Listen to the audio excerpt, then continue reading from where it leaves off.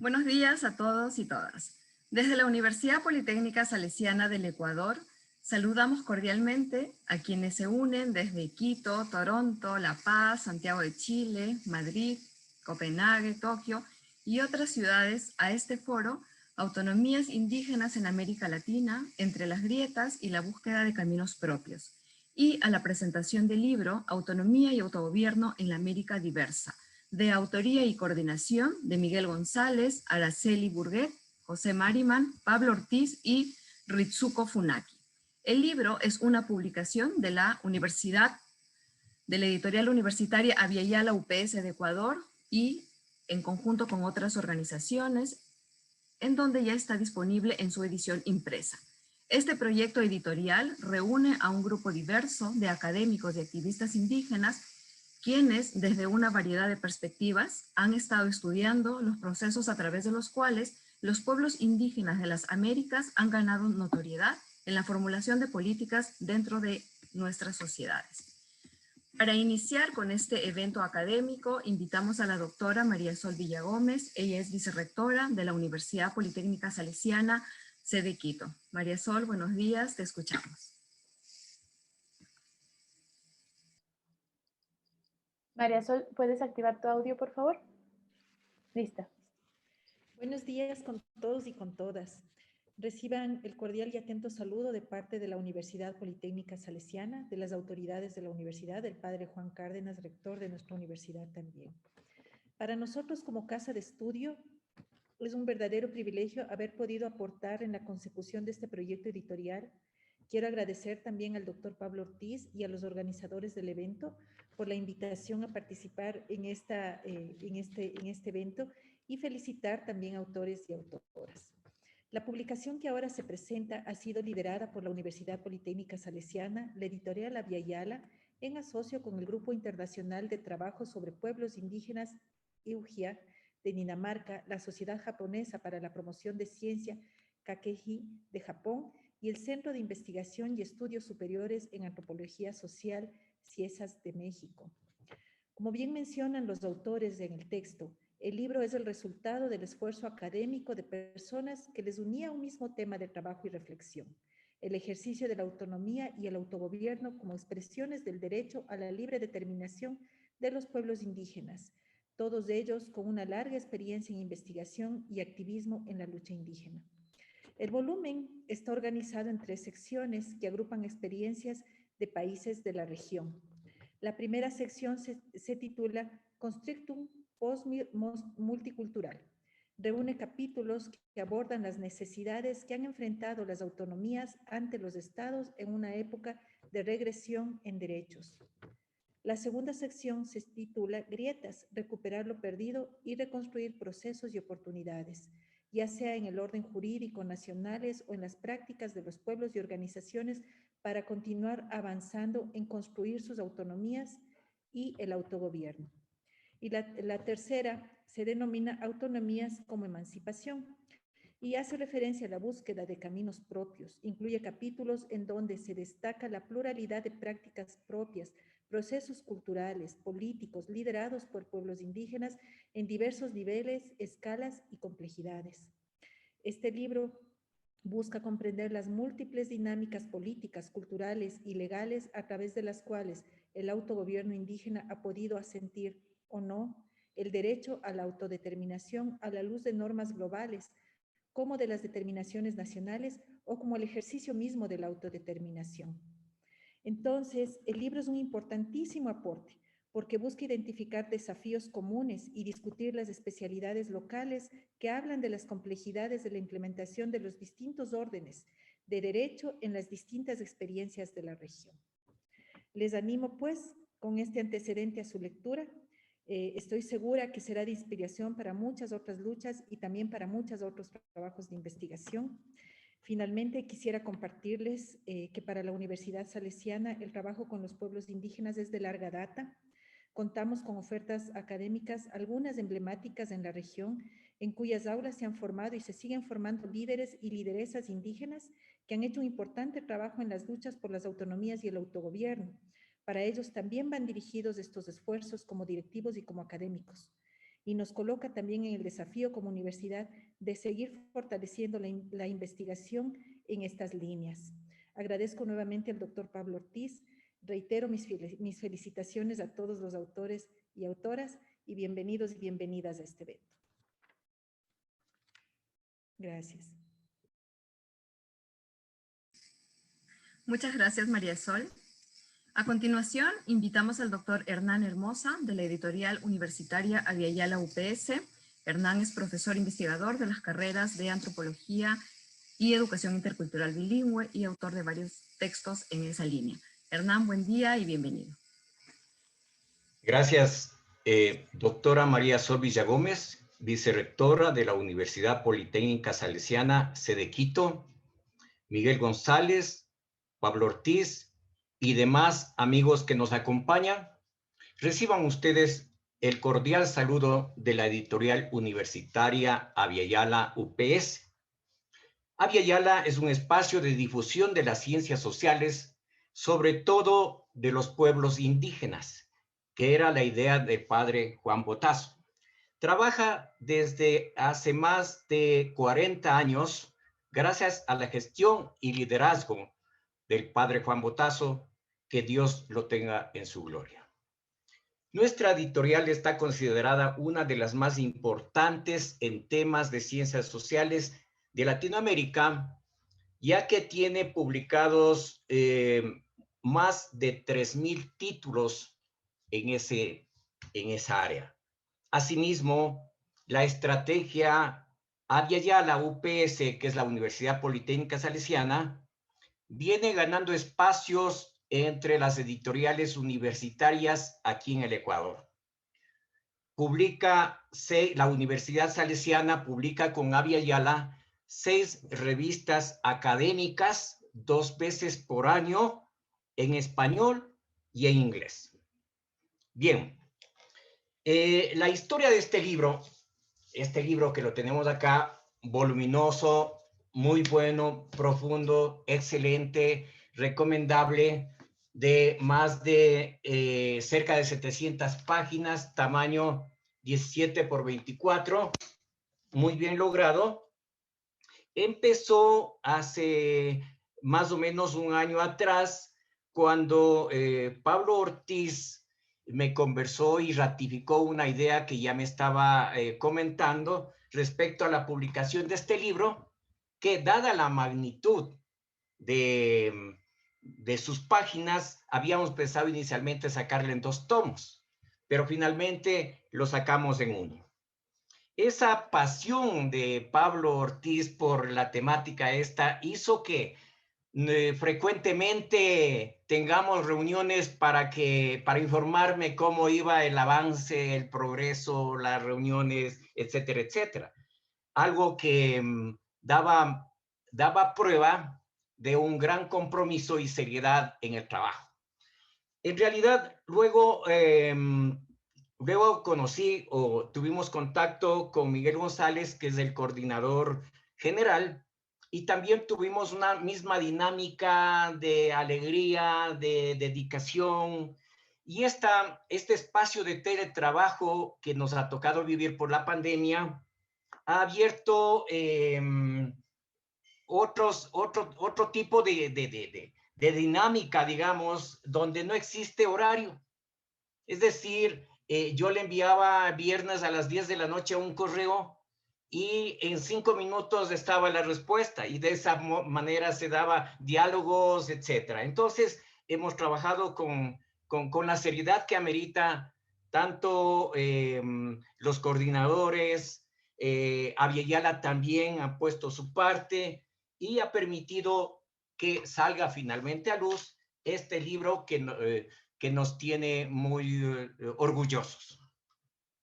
Quiero felicitar a la vez a los gestores, coordinadores, autores de este libro por el éxito que de hecho ya tiene. Y también me junto a ese éxito, me hago también de ese éxito, porque en conjunto hemos logrado esta satisfacción, la editorial Aviala, la Universidad Salesiana y todos los esfuerzos de ustedes. Este libro ya se exhibe y vende en la librería universitaria Aviala UPS de Quito, o pueden conseguir información a través de la página web de la editorial, que sería editorial@aviala.org.es o ventas@aviala.org.es. O pueden descargarse de la forma como ya se ha difundido por las redes sociales, y que en este momento entiendo que ya habrá mucha gente que está pendiente de todo el desarrollo de este evento. Muchas gracias, suerte y felicitaciones a todos. Muchas gracias, Hernán. A continuación, vamos a darle la bienvenida al doctor Asier Martínez de Bringas, de la Universidad de Deusto Bilbao. Doctor Martínez, bienvenido. Buenos días, le escuchamos. Hola, muy buenos días a todas y a todos. Bueno, en primer lugar, yo creo que dar un agradecimiento formal y cálido, bueno, primero por el honor de poder decir unas palabras sobre, yo creo que esta obra prodigiosa, yo creo que de gran aliento y de gran coordinación colectiva, que yo creo que ese es uno de los elementos fundamentales del trabajo hecho, y desde ahí, pues lógicamente felicitar a quienes han sido sus motores institucionales, ¿no? La Universidad Politécnica Salesiana de Quito, por un lado, la editorial Aviala, lógicamente IFGUIA, la Sociedad Japonesa para la Promoción de la Ciencia y CIESAS, ¿no? Quizá fundamentalmente un arco institucional que más está haciendo por la producción, reproducción y desarrollo de los pueblos indígenas, ¿no? Y desde luego en esta obra yo creo que de mucha profundidad y de un interés inaudito para quienes vivimos y trabajamos con la pasión y la necesidad de luchar con los derechos de los pueblos indígenas, pues está significando. Yo sí querría hacer un agradecimiento especial también a Pablo Ortiz, porque lógicamente él es la persona que me ha invitado y me ha me ha abierto este honor y este placer de presentar un trabajo, yo creo que de tanta profundidad, de tan poliédrico, y en ese sentido, pues primero agradecer su generosidad y agradecer fundamentalmente su trabajo, no solo en esta obra, sino su larga trayectoria en el trabajo de pueblos indígenas amazónicos, en la construcción de proyectos de autonomía, y desde ahí pues mi más sentido agradecimiento y honor de poder estar aquí. En tercer lugar, ya que lo consulté, querría pues decir que también esta obra, ya esta siembra prolífica y fértil, está ya produciendo, yo creo que sus frutos. Y evidentemente querría por lo menos decir que también hay otros proyectos, como un Atlax comparado sobre situaciones de autonomía en el mundo, que ya está siendo dirigida de alguna manera por algunos de los autores de este libro, entre ellos el codirector de ese proyecto de investigación es Pere Morel. Es un atlas interdisciplinar y multidisciplinar y comparativo sobre la situación de 9 autonomías. Por lo tanto, ya el libro ha producido frutos que se proyectan y que en coordinación con la Universidad de Girona y con su otro codirector, Marco Aparicio, hay una serie de personas en las que yo incluyo que también estaremos presentes. Pero sobre todo lo traigo para constatar que ya es un libro que está produciendo siembras, y evidentemente es un libro que en su primera versión, porque lo más interesante también de eso es una obra que se revisa y se proyecta desde su primer trabajo, que fue el del 2010, y en ese sentido uno puede hacer un estudio comparativo de cuál era el diagnóstico de las autonomías según la perspectiva de este estudio en el 2010, y la puede hacer ahora. Yo creo que eso permite hacer un análisis muy rico del seguimiento de las dinámicas políticas y de las dificultades que se están produciendo en ese proceso, ¿no? Y en ese sentido, pues discípulos e hijos de aquella primera siembra somos quienes de alguna manera también estamos en ese proyecto. Yo creo que las riquezas, yo voy a intentar hablar iniciar 3 pinceladas. Una sobre lo que me parece una estructura enormemente rica y bien pensada en la articulación del libro, y por lo tanto desde ahí no solo invito a leerlo, sino a analizarlo y discutirlo políticamente, porque fundamentalmente es un tratado, un eje y una especie de brújula de articulación política, además de conceptos epistemológicos. Fundamentalmente creo que es una trama política lo que se pone en escena, y yo creo que ese es un elemento muy poderoso. Quizá a partir de la lectura de muchos de los elementos que están ahí, que están muy bien situados y muy bien expuestos, intentaré tirar o poner tres ideas eje que a mí me parece que atraviesan y que son vertebrales a toda la estructura del libro, y finalmente pues un poco la estrategia, ¿no? Es decir, bueno, ¿y esto a qué nos abre o a qué nos invita? Que quizá para poder luego continuar con ello, ¿no? A mí me parece que la estructura tripartita en una suerte de diagnóstico político del post-multiculturalismo que diseña la primera parte del libro es enormemente rica, sobre todo para dar medida del agotamiento de una época en la manera de pensar políticamente las autonomías, y sobre todo quizá de un ciclo perdido o lo que el ciclo progresista en América Latina, más de la mano de lo que ha ocurrido en Bolivia, en Ecuador, pues no ha sido capaz de articular, ¿no? Y en ese sentido, la primera parte establece un marco de honor. No solo es un neoliberalismo, sino hemos agotado un proceso y una manera de entender la estrategia autonómica, ¿no? Y yo creo que ese primer diagnóstico es enormemente importante para poder entender todo lo demás. Luego yo creo que hay un segundo elemento muy interesante, y es el tema de las brechas y dificultades, ¿no? Yo creo que Rodolfo Stavenhagen ya habló de la dificultad o del peligro de que los derechos de los pueblos indígenas se conviertan en derechos de papel, con un aparato normativo excesivamente desarrollado y con una dificultad de articulación político-práctica, ¿no? Y creo que el libro enfatiza muy bien en cuáles pueden ser esas brechas o los grandes riesgos político-jurídicos de las autonomías a día de hoy, ¿no? Es decir, hay un periplo de exploración muy amplia a nivel tanto geográfico como multitemático, ¿no? Y entonces hay 13 países objeto de comparación con sus distintos diagramas, pero sí que hay elementos comunes en la articulación y en el pensar esas brechas, y yo creo que ese es un elemento muy importante. Algo diré luego sobre ellas.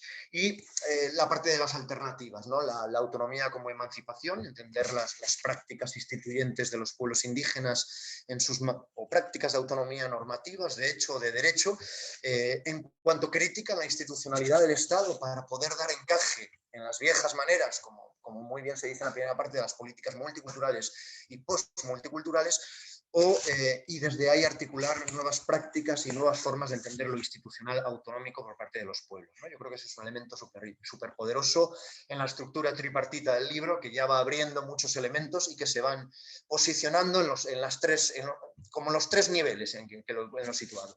Creo que es importante no perder de vista la parte genealógica. Esto es un repensamiento y un replanteamiento a partir de trabajos iniciales, donde también se hicieron trabajos colectivos, y creo que es muy interesante ver cómo han evolucionado las dificultades y cómo las brechas se han ido bifurcando hacia otros niveles o amplificando en otros casos, ¿no?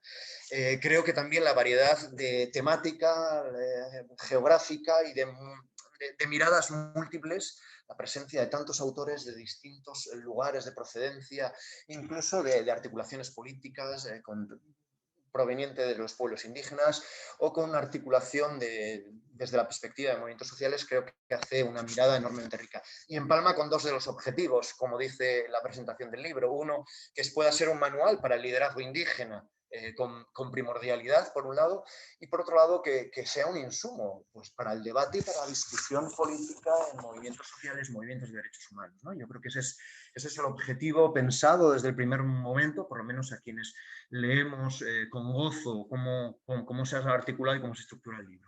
A mí me parece que la lectura que he hecho, tan interesante, porque cada posicionamiento o cada artículo hable una temática y un posicionamiento nuevo, casi como vectores cosmovisionales, y eso da una riqueza a la estructura del libro enormemente interesante.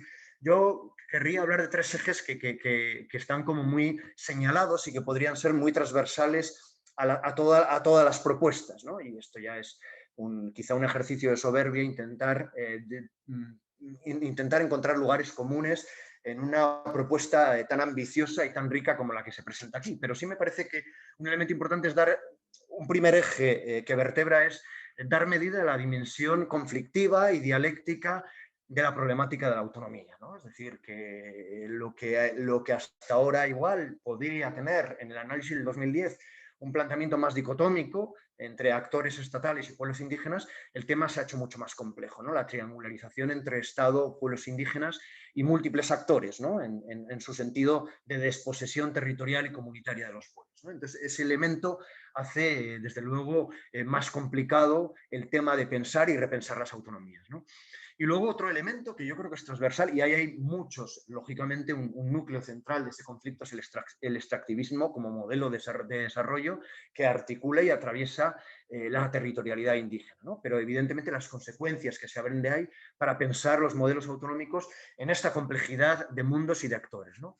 Luego sí que creo que esa dialéctica o ese posicionamiento conflictivo de las autonomías también tiene que ver y se ven con mucha claridad en los análisis sobre Bolivia y sobre Ecuador, la idea de cómo ajustar territorio, jurisdicción y formas de organización política indígenas al Estado y del Estado a los propios pueblos indígenas, ¿no? Es decir, y en ese sentido, pues de alguna manera muchos de los ensayos ponen la cualidad de la dificultad, por ejemplo, que las leyes de autonomía, de la mano de la ley marco o del Código Orgánico en Ecuador o en Bolivia respectivamente, o incluso las leyes de deslinde jurisdiccional han tenido para encajar la cuestión indígena, ¿no? Y en ese sentido, los autores y las autoras son muy claros, ¿no? Se ha producido un proceso de desajuste enorme entre cómo se piensa la autonomía desde los pueblos y cómo es asimilativamente integrada por parte de los estados, ¿no? Y en ese sentido, autores y autoras son muy claros. Aquí se está produciendo un proceso de desposesión y de despolitización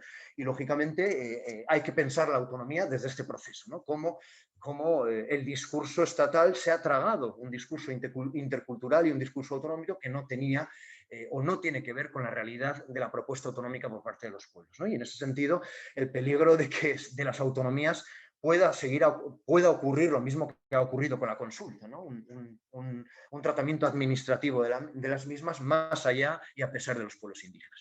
Yo creo que esa es una idea muy poderosa que lanza muchas vertientes de trabajo y de reflexión a lo largo de todo el texto, además con múltiples espacios geográficos de análisis. Yo creo que otro elemento importante, o un segundo eje, sería pensar la autonomía como estrategia de resistencia, de defensa y de autoprotección.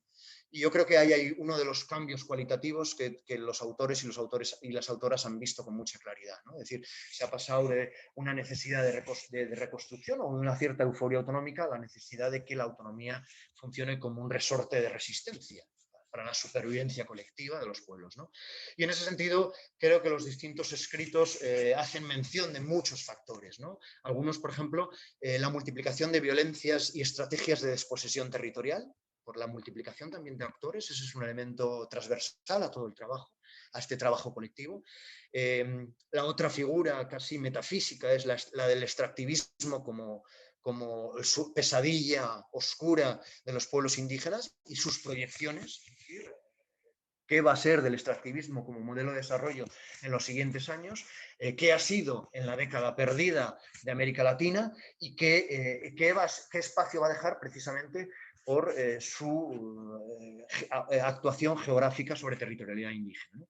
Un tercer elemento, como elemento que avala esa parte de la estrategia de resistencia, es el incremento y la dimensión exponencial de la criminalización indígena por parte de múltiples actores, pero con una centralidad en el Estado y en otros agentes.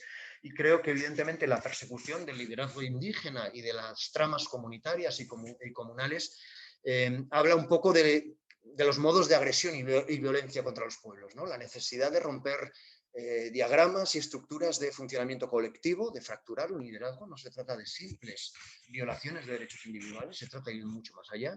Y evidentemente romper un modo de organización colectiva que es la trama que de alguna manera da consistencia a las autonomías. Y yo creo que eso es un elemento al que hay que estar muy atento, ¿no? Entender la autonomía como resistencia y en paralelo los procesos de criminalización indígena, porque son elementos de una misma estructura y de un mismo tablero de juego, ¿no? Y yo creo que los distintos trabajos van dando mención un poco de cómo esos elementos de alguna manera hacen confluir las dificultades, ¿no? Y desde luego, desde ahí, y sobre todo en la primera parte, pueden surgir quizá como algunas preguntas retóricas o incluso críticas, ¿no? Que tienen que ver con la autonomía en estos procesos, en estas décadas que evaluamos, está sirviendo más al fortalecimiento de la hegemonía del Estado, por un lado, y por lo tanto a la desmovilización y el debilitamiento del movimiento indígena, o irrumpimos en una nueva fase en la que podemos hablar de un nuevo sujeto político o unas nuevas maneras de pensar un poco las tramas autonómicas, ¿no? Y un tercer eje que también es transversal y que aparece con lucidez en algunos de los escritos y que a mí me permite igual condensarlo y soltarlo con más ligereza, sería la importancia de pensar y planificar las autonomías desde la base comunitaria, ¿no? Desde los gobiernos comunales indígenas como el núcleo orgánico desde el que construir la estructura, ¿no? Desde ahí, algunos escritos hablan de la necesidad de otra subjetividad política para crear las autonomías, Pablo Ortiz entre ellos, por ejemplo, en donde quizá lo comunal tenga y la trama comunitaria tenga un protagonismo, algo que desde luego se desvanece, al menos de la articulación legislativa que está trabajando y está desarrollando los temas autonómicos, quizá como paradigmas la ley marco de autonomías en Bolivia y el código orgánico en Ecuador, ¿no? Donde estos elementos son claramente fallas o elementos que no son muy problemáticos, ¿no? La estructura colonial a la hora de pensar las autonomías según el registro administrativo del Estado, ¿no? Dar prioridad al derecho administrativo que al derecho de los pueblos. Y yo creo que desde ahí el planteamiento es muy claro, ¿no? Replantear por una parte la autonomía debe ser algo que debe ser entendida como un asunto transversal al Estado, que es lo que no se ha hecho, es decir, una institucionalidad inclusiva, legislativo, ejecutivo y judicial, que dé cuenta participativa de la interculturalidad y la plurinacionalidad, pero no de la manera que se ha hecho, ¿no? Y en ese sentido, el replanteamiento del Estado tiene que ver con pensar nuevas formas de desarrollo y de construcción política económica que no tenga que ver con el extractivismo. Por lo tanto, la bisagra o el eje es pensar la autonomía como resistencia, porque el enclave en el que nos movemos fundamentalmente es un enclave donde el Estado de alguna manera está intentando o ha intentado, los Estados han intentado asimilar la cuestión autonómica como si fuera un elemento más del pasado, ¿no? Como si fueran las consultas o como fueron las políticas multiculturales en el tratamiento segmentado y atomizado de lo indígena. Creo que la importancia de lo comunitario, de poner en el centro lo comunitario en la construcción de las autonomías, nos da elementos políticos interesantes desde dos sitios. Empezar desde abajo supone ubicar en el centro la capacidad de producir gobierno, ¿no? Eso es un elemento que está muy presente en esta obra. Y otro elemento es el hecho de que la soberanía, según nuestros pueblos indígenas, claramente no se delega, ¿no? O está en la voluntad comunitaria y está en la voluntad comunal, pero por lo tanto no se trocea. Y yo creo que este es un elemento central en la articulación política del libro, ¿no? Las instituciones comunitarias permiten la defensa territorial y las relaciones sociales comunitarias permiten recrear instancias para producir decisiones, ¿no? Y estos son como elementos en los que articular un poco la autonomía. Yo creo que hay, tirando un poco más, ensamblando elementos que aparecen, creo que la autonomía pensada desde los gobiernos comunitarios indígenas se podría anclar en tres ejes, ¿no? Uno, el trabajo comunal o el trabajo comunitario, que creo que funciona como energía social que dinamiza todo el autogobierno y que de alguna manera permite el resguardo de los bienes comunes, ¿no? El trabajo comunal como acción colectiva en su sentido más político. No quiero decir, ¿no? Se decide sobre lo que se trabaja y se trabaja sobre lo que se decide. A mí me parece que ese es un elemento que está muy presente en ver cuál es el núcleo desde el que dinamizar de alguna manera un planteamiento autonómico con potencia política. Luego el tema de las tierras comunales o las tierras comunitarias, controlar el territorio a la vez que se autogobierna. Este es un elemento estructural y transversal a muchos de los trabajos. Y luego otro elemento importante es la jurisdicción y la autorregulación normativa, ¿no? La posibilidad de producir decisiones sobre los sistemas normativos indígenas en este enclave complicado de diálogo con el Estado, ¿no? Y con otros actores. Creo que esas son enseñanzas muy poderosas de todo el trabajo y que están salpicadas, ribeteadas y proyectadas en los distintos trabajos. Yo he intentado posicionarlas como me parecía que era el núcleo de lo que a mí esta obra colectiva, esta densa obra colectiva me ha producido. Quizá para proyectarlo, creo que es importante que nos planteemos con lo que está pasando y con lo que estamos viviendo. Uno es cómo generar transversalidad en la lucha autonómica, es decir, cómo pensar una estrategia política de alianzas, ¿no? Si lo indígena es político, fundamentalmente, más allá que étnico y cultural, que sí lo es, pero son momentos de lo político, el tema de las estrategias de alianzas para hablar, pensar y reproducir autonomía, creo que es importante. Alianzas con las redes internacionales, como se han hecho incluso para la presentación de este libro, con movimientos sociales, con movimientos de derechos humanos, con las que se tenga que pensar, ¿no? Yo creo que somos conscientes de que tanto las autonomías de derecho, pero sobre todo las de hecho, que también están muy presentes en el libro, no se han construido sin alianzas, ¿no? Y en ese marco complicado en el que vivimos, creo que pensar políticamente la transversalidad de las alianzas para lo autonómico es un elemento fundamental. Por otro lado, creo que la tecnopolítica, sobre todo como ha funcionado en Bolivia, en Ecuador, ha sido un importante elemento de lucha para los pueblos indígenas, pero también ha demostrado lo otro, y desde ahí hay que pensar el proceso de construcción comunitaria de las autonomías. La tecnopolítica ha servido para instrumentalizar el discurso de derechos de los pueblos indígenas, para instrumentalizar el discurso de la interculturalidad y la plurinacionalidad. Yo creo que hay que estar muy presentes.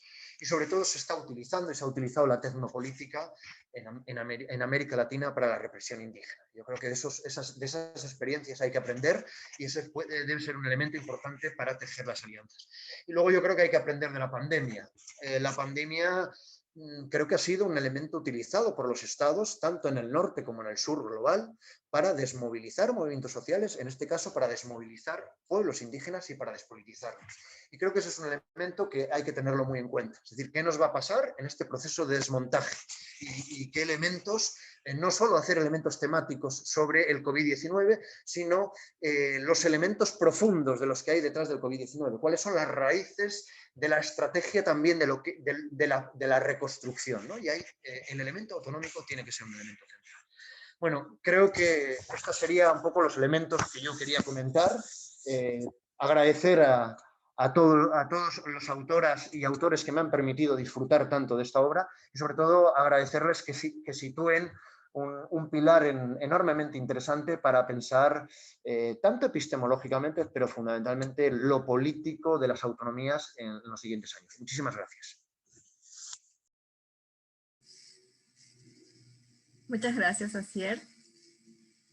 Bueno, esta primera parte del evento ha concluido. Invitamos ahora a la doctora Araceli Burguet del Centro de Investigaciones y Estudios Superiores en Antropología Social, CIESAS de México, quien moderará el foro central Autonomías Indígenas en América Latina, entre las grietas y la búsqueda de caminos propios. Araceli, te damos la bienvenida. Tú continúas con el evento. Un abrazo. Sí, ya. Muchísimas gracias. Gracias a quienes organizaron esta segunda presentación del libro, a Pablo por todo su liderazgo en este proceso. Efectivamente, este volumen es un texto que tiene historia, que comenzamos desde el 2010, como ya se mencionaba, de otros procesos, pero que son importantes para este libro. Y entonces este volumen es de alguna manera un reencuentro entre varios, no solamente los coordinadores y coordinadoras que estamos acá, un libro que fue publicado por Flaxo, que se llamó La Autonomía Debate, estaba también IFGUIA, y en fin, varios sellos que luego ya uno no recuerda, pero que las autoras y autores es un reencuentro incluso con nuevos procesos, nuevos momentos, y que yo creo que eso es algo a celebrar. En esta segunda presentación del volumen, tenemos compañeras y compañeros que no necesariamente son parte de la segunda parte, sino que están entretejidos, y las presentaciones van a ir en el siguiente orden, de tal forma que nos vayamos preparando. Comienza el doctor Miguel González, luego la doctora Federica Barclay, luego la doctora Consuelo Sánchez, la doctora Vivian Weitzner y luego el doctor Pablo Ortiz, que cierra la presentación, y tendremos la oportunidad, esperemos que estemos en tiempos, de un foro abierto de preguntas. Bueno, sin más decir que vamos a iniciar estas presentaciones de los capítulos con Miguel González, quien es profesor investigador de la Universidad de York, Toronto, Canadá. Hay que decir que Miguel fue el coordinador principal del volumen, nos coordinó a todo el mundo para que llegáramos al fin que acá tenemos. Y su tema fue, el título del trabajo que presenta es la tragedia de Alal, regresión, no restitución, entre paréntesis, de derechos en el régimen de autonomía en Nicaragua. Adelante, Miguel, tienes 8 minutos para la presentación de tu capítulo. Muchísimas gracias, muy buenas tardes, buenos días, buenas noches, de donde se conectan. Un saludo muy cordial a mis colegas coordinadores, a los autores y autoras del libro. Es maravilloso estar acá, no pude estar en la primera presentación, pero bueno, aquí estoy. Y brevemente les voy a compartir algunas ideas de lo que incluye mi capítulo en la segunda parte del libro. Mi capítulo en el libro se concentra en describir las dinámicas de ocupación violenta de tierras de propiedad colectiva en territorios pertenecientes al pueblo Sumu Mayagna de la costa caribe de Nicaragua. En mi contribución presento estas dinámicas en 2 escalas. Primero, la política, dentro del funcionamiento de las instituciones regionales autónomas, establecidas hace más de 30 años, y en donde el pueblo Mayagna ha tenido una representación y poder muy limitados. Y el segundo, la segunda escala, es el de los escenarios intrarregionales, incluyendo la gobernanza territorial, también circunscrita por la falta de apoyo estatal en completar los procesos de titulación y saneamiento territorial.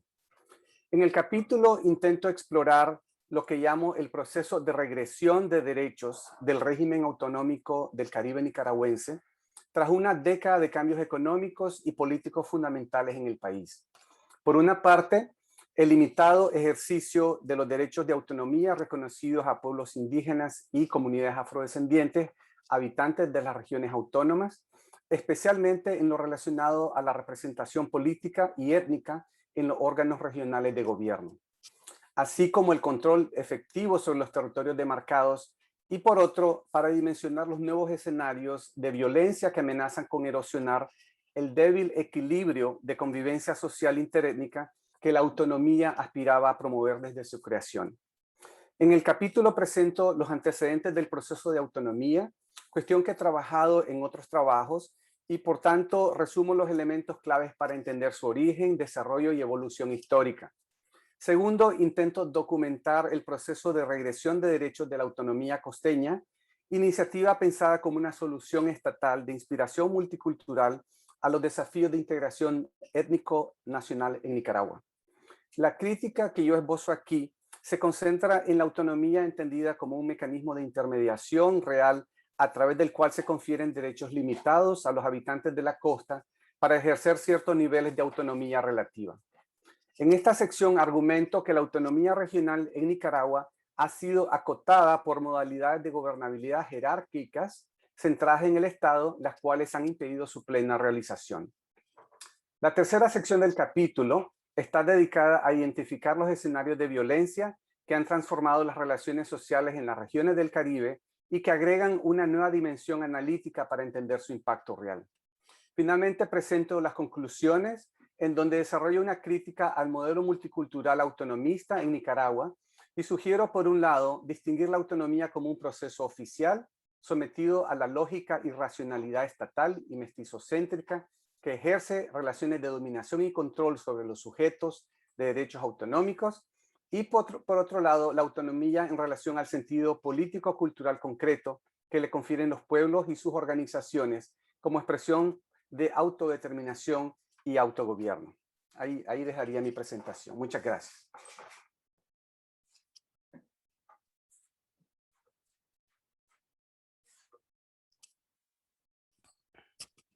Hola.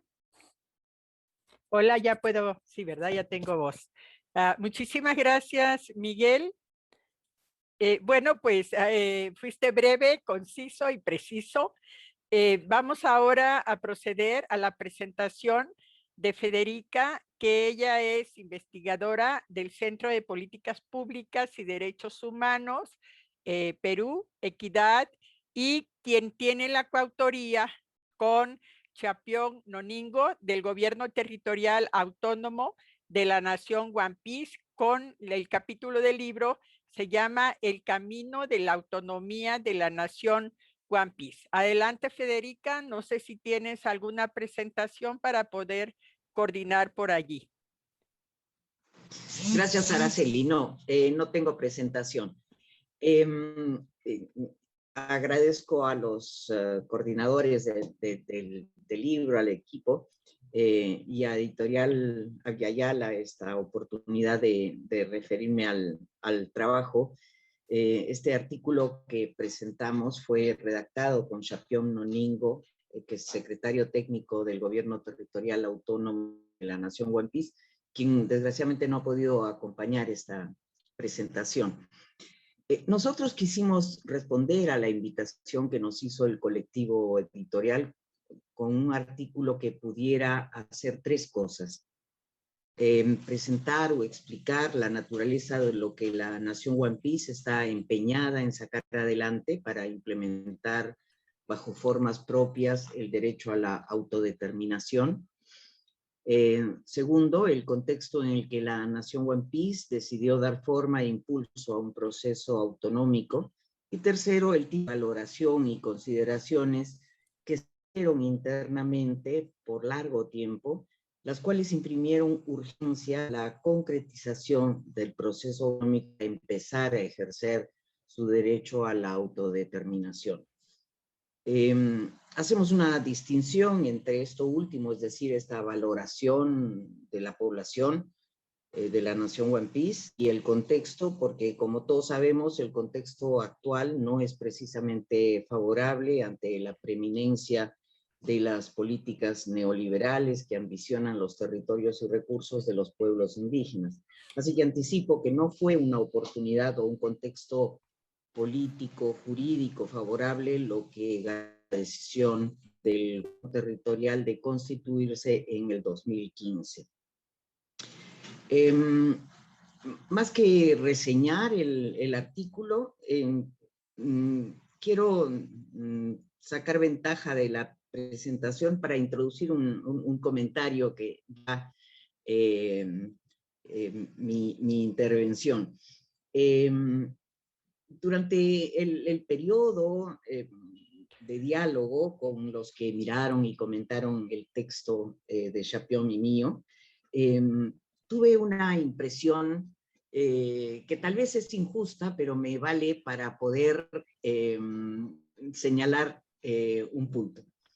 Estos diálogos se limitaron a notas y preguntas al margen, escritas al margen, y reitero, puedo equivocarme, pero muy al inicio tuve la impresión de que tratándose de una experiencia autonómica que había nacido sin un marco legal, yo podía entrever cierto escepticismo en los lectores, un escepticismo de quien escucha algo sobre algo que le parece ilusorio.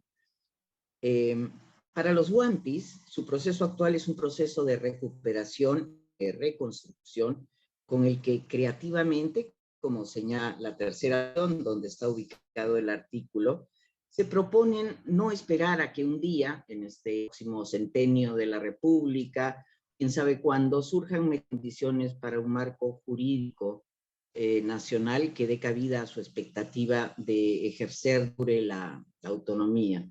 Esta impaciencia, impresa claramente por las personas mayores, nace de una apreciación compartida de que conforme avancen las cosas como están, como van, con los propicios que genera el sistema educativo civilizador, que descapitaliza cultural y humanamente a la nación, y conforme se erosione un modo de vida basado en un conjunto de valores culturales, ya no hay retorno, porque las siguientes generaciones ya harán siquiera imaginar un como nación.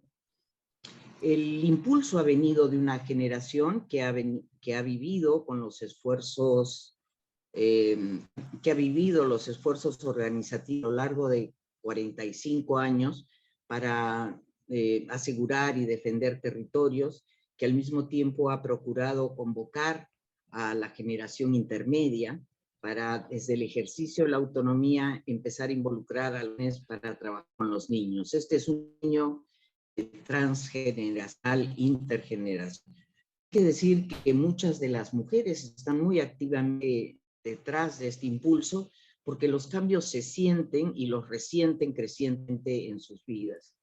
Esto para explicar realmente muy superficialmente una decisión medida y trabajada con el fin de recuperar la dignidad, como dicen los WAMP.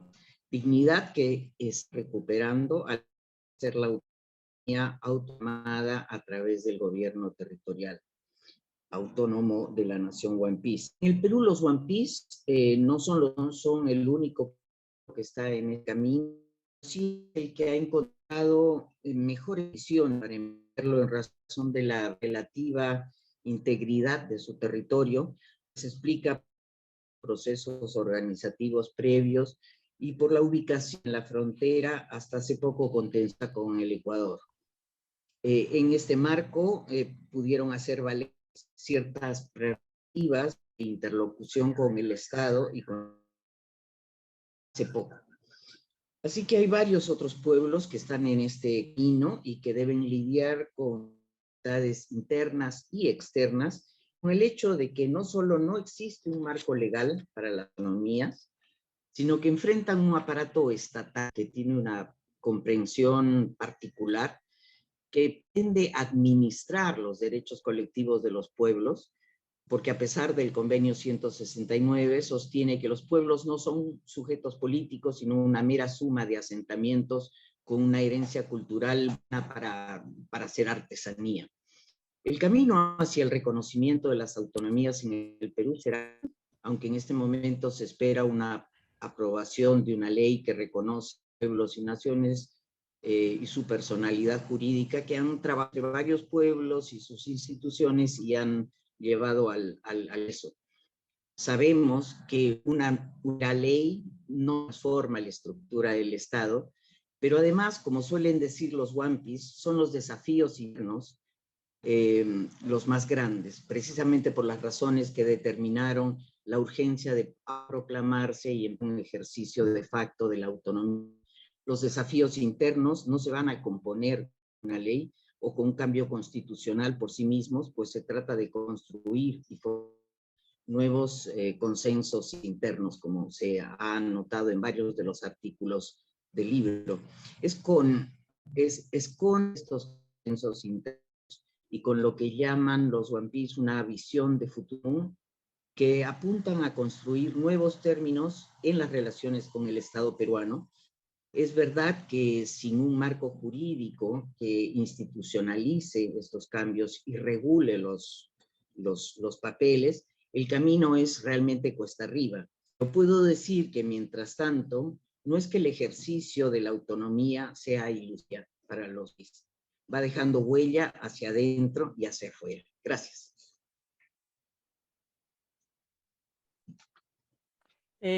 Muchísimas gracias, Frederica. Yo creo que fue un acierto de Pablo de haber organizado el programa de esta manera, porque justamente al haber puesto en la exposición, en la fase expositiva, la presentación de Miguel junto con la experiencia de la Nación Wampis, pues nos está mostrando esto que nosotros quisimos recuperar en el libro, de estos dos extremos de las experiencias autonómicas de años pasados, para comenzar con el referente que era Nicaragua en cuanto a un modelo autonómico, a una proyección autonómica, y que fue muy relevante en los años 80 y 90, y hoy como estamos viendo un agotamiento en razón, y esto lo documenta Miguel en su texto ahora y en otros que ha escrito,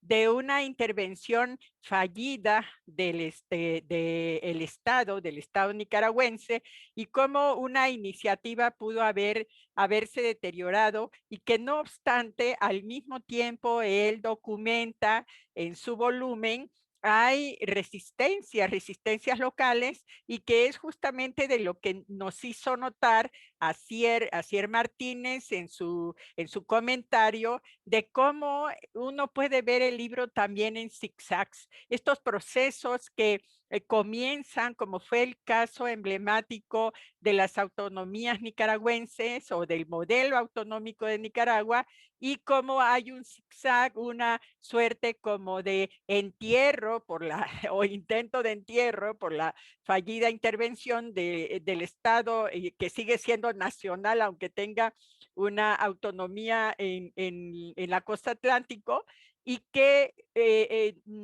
de nuevo irrumpe la resistencia con nuevas formas. Y esta segunda etapa que nos está dando cuenta la experiencia de la Nación Wampis, pues nos habla de nuevos momentos, y nuevos momentos en que probablemente no está acá en la presentación la compañera Mariana Mora, que trabaja el tema de las autonomías zapatistas, pero como allí también tenemos autonomías de hecho, pero la relación con el Estado es diferente. El LZLN, que ha decidido decir al Estado, no queremos tener relación contigo de ninguna manera, mientras que en el caso de la Nación Wampis, según estoy escuchando y según leímos en los textos, al contrario, hay un no quiero tener relación en tus términos, sino en estos términos. Es decir, nos habla de este sujeto que está dando batallas múltiples con escenarios diversos, en donde, bueno, si alguna vez se habló de los modelos autonómicos,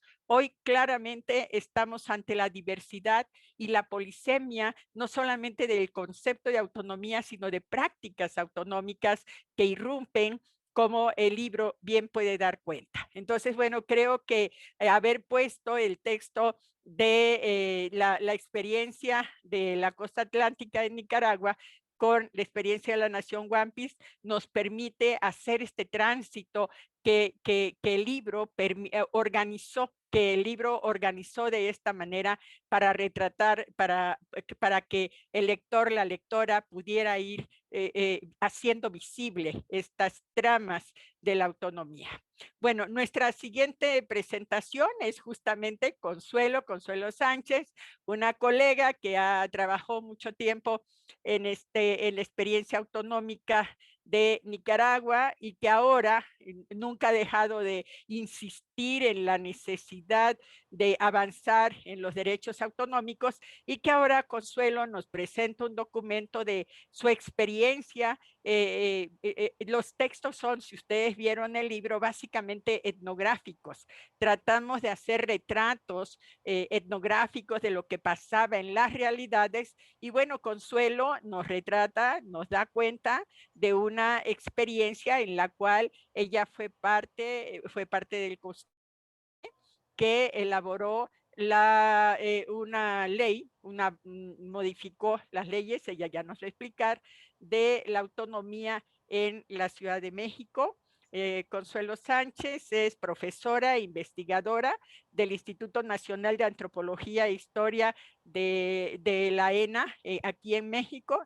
Consuelo, pues muchas gracias por estar acá. Tienes 8 minutos, así es que adelante. Hola, muchísimas gracias y felicito a quienes hicieron posible esta obra magnífica y a la editorial Aviala.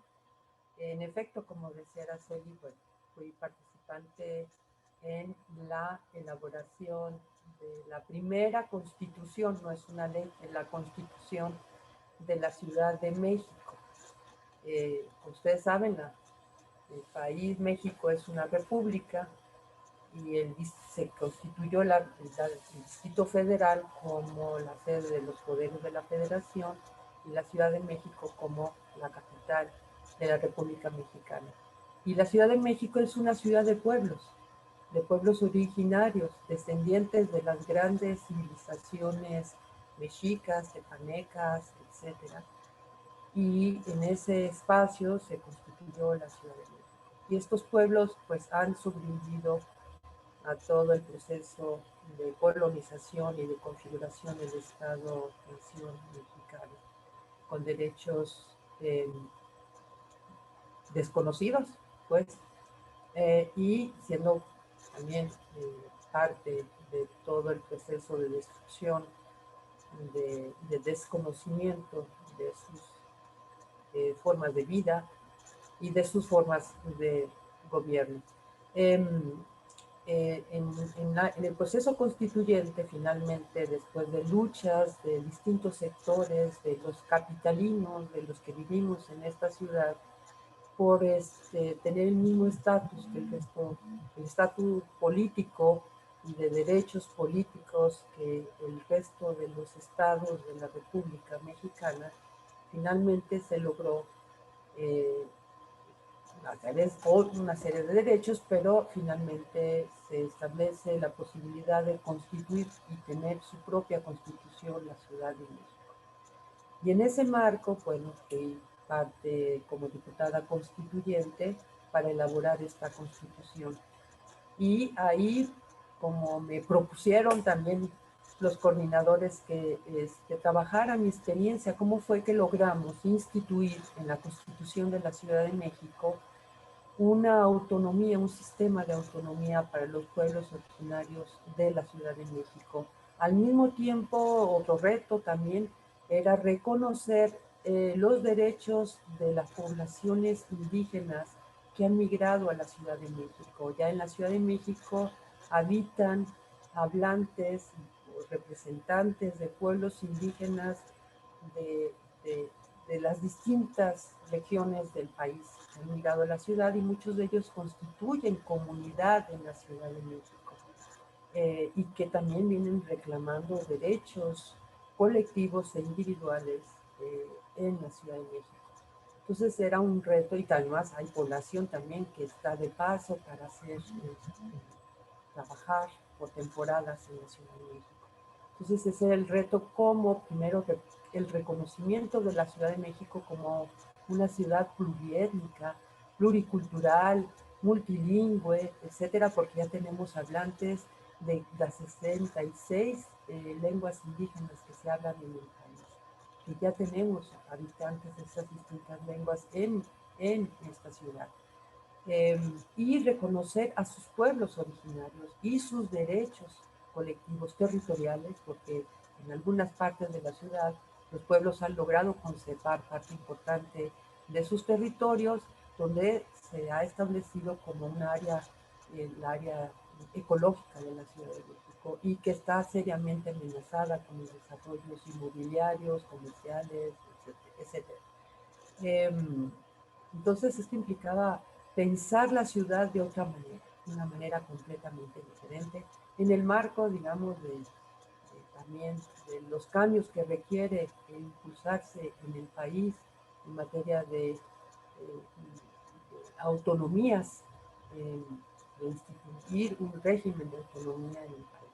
Pero en la Ciudad de México, pues, como trato de desarrollar en el texto que me tocó, es cómo logramos, a través de qué mecanismos desarrollamos para poder instituir el régimen de autonomía, a pesar de toda la oposición, digamos, de todos los países, digo, de todos los partidos políticos unidos en torno a un proyecto neoliberal. Yo participé por parte de Morena, ¿no?, que es, digamos, el partido de izquierda actual de México, que fue precisamente el partido que logró que López Obrador, el actual presidente de México, llegara finalmente a ser presidente de la República. Entonces, en ese marco de todos los partidos neoliberales unidos, con el propósito de ellos promover una constitución de la Ciudad de México con una orientación neoliberal, y por nuestra parte construir una ciudad completamente diferente, ¿no?, que reconociera las demandas, los distintos anhelos de la población de esta ciudad y principalmente por lo que corresponde a los derechos de los pueblos indígenas. Ahí queda instituido finalmente en la Constitución. Yo presenté varias iniciativas en torno a la autonomía tuvimos que pelear duramente, no fue una batalla sencilla, y logramos en la Constitución se instituyera un régimen de autonomía que implica instituir ámbitos territoriales en la Ciudad de México para los pueblos y barrios originarios, donde puedan ejercer autogobierno con facultades y competencias de estos pueblos, de estos sujetos. Y también derechos muy importantes para las comunidades indígenas residentes en la Ciudad de México y también de los que están en tránsito en la Ciudad de México. Es decir, ahora sabemos los retos que tienen, hicimos también una consulta previa, hicimos primero el documento, finalmente que se aprobó en la Comisión de Pueblos y Barrios Originarios y Comunidades Indígenas Residentes. Esta se sometió a consulta a las comunidades, pueblos indígenas y originarias en la Ciudad de México y logramos alrededor de 900 actas de consulta y logramos además que el Pleno de la Constituyente asumiera tal cual la aprobación de lo que los indígenas habían consentido en la consulta, que no se modificara absolutamente nada del documento que había sido aprobado por los pueblos y las comunidades indígenas y originarias en la consulta. Y fue, digamos, hasta ahora en la ONU fue considerada esta constitución de avanzada en materia de derechos de los pueblos indígenas, por su contenido y por el proceso de aprobación de estas normas en la Constitución de la Ciudad de México. Por último, bueno, los retos son, uno es la constitución de los propios sujetos como sujetos autónomos. Ese es el reto, son varios los retos. Uno es que logremos, yo la autonomía la considero un proceso y nunca perder la brújula. Es decir, el propósito es transformar al Estado y a la nación. Y en el caso de la Ciudad de México, también a la Ciudad de México y en todos los espacios y entidades de nuestro país, entidades federativas. Es decir, hay que seguir en la lucha y que hay que transformar esto. No es sencillo, porque este cambio implica no solamente transformaciones del Estado, sino también de la población nacional. Que les caiga el 20 de que somos una sociedad pluriétnica, unas sociedades diversas, que los sujetos, los pueblos indígenas tienen derechos y que deben de reconocerse y hacerse realidad. Y los sujetos indígenas, los sujetos originarios, etcétera, constituirse en sujetos autónomos. Esa es una batalla y en efecto, el lograr una nueva norma, una norma donde se instituyen los derechos de los pueblos, donde se instituye el régimen de autonomía, podrá hacerse realidad en la medida en que encarne los propios sujetos, que encarne la propia población. Es decir, es una batalla además no solamente de los pueblos indígenas, y las alianzas y la lucha política tendrá que ser permanente en la búsqueda de cambios y transformaciones. No es un asunto exclusivo de los pueblos indígenas, es un asunto de orden nacional, de orden de todos los órdenes y todos los espacios y entidades, en el caso de México, federativas, y en otros espacios también, en otros países, pues para que esto se haga realidad implica estas profundas transformaciones por las que hay que seguir luchando y por las que hay que seguir avanzando. Yo creo que es importante tener claro el porqué. ¿De qué se trata la autonomía? ¿De qué se trata la autodeterminación? ¿Qué transformaciones se requieren impulsar? ¿Y qué luchas tenemos que seguir dando de carácter político? Y en todos los ámbitos, en el ámbito político que implique transformaciones de orden económico, social, cultural, etc.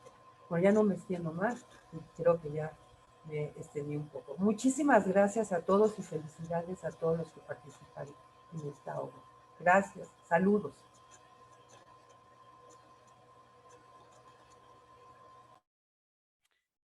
Muchísimas gracias, Consuelo, por tu presentación. En efecto, pues fue un momento coyuntural en la que tú y distintos colegas, compañeros participaron en ese trabajo maratónico que fue la reforma constitucional de la Ciudad de México, que incorporó, recuerdo incluso la declaración de la ONU como parte de su entramado constitucional.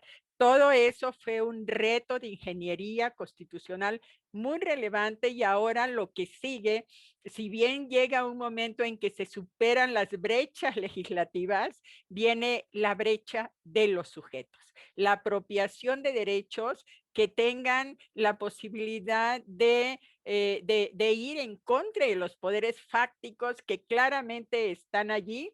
Y que bueno, yo creo que son nuevos momentos. La obra justamente ilustran esos puntos de partida, pero al mismo tiempo las dificultades a las que se enfrentan, ya sea por desavenencias internas. Hay que decir que estamos en un momento de una gran diversidad. Los pueblos indígenas no es el pueblo indígena, sino una cantidad de actores, personas que tienen también sus propias agendas, y que esa es parte de los retos que ahora se enfrentan después, en donde ocurren estos parajes,